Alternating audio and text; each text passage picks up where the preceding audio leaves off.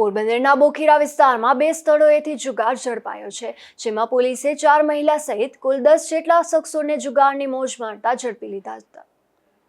બોખીરા વિસ્તારમાં વાછડા દાદાના મંદિર પાછળ જુગાર ચાલતો હોવાની પોલીસને બાતમી મળી હતી, જેના આધારે લોકલ ક્રાઇમ બ્રાન્ચની ટીમે દરોડો પાડી અને જુગારની મોજ માણી રહેલા ખાપટ રોડ પર રહેતા લીલાભાયા પરમાર, માણવદર ગામે રહેતા નરસિંહ ભાણજી ઓડેદરા અને કાંતાબેન હિતેશ લાડવા, છાયામાં રહેતા કંચનબેન બાબુ ધોળકિયા, બોખીરામાં રહેતા રીનાબેન વર્ષરાજ પરમાર અને કુતિયાણાના હિનાબેન પ્રતાપ ઓડેદરાને ઝડપી લઈ સ્થળ પરથી ₹55,000ની રોકડ રકમ કબજે કરી હતી. જ્યારે અન્ય એક બનાવમાં તુંબડા વિસ્તારમાં હનુમાન મંદિર પાસેથી પોલીસે નિલેશ રામ ખૂટી, રાજુ કાંદા કુશળિયા, હરીશ રામા મોઢવાડિયા અને રાજુ માલદે બોખીરિયા સહિત નાઓને જુગાર રમતા ઝડપી લઈ અને સ્થળ પરથી ₹13,000ની રોકડ કબજે કરી કાયદેસરની કાર્યવાહી હાથ ધરી હતી. અશોક થાનકી, ગુજરાત ન્યૂઝ, પોરબંદર.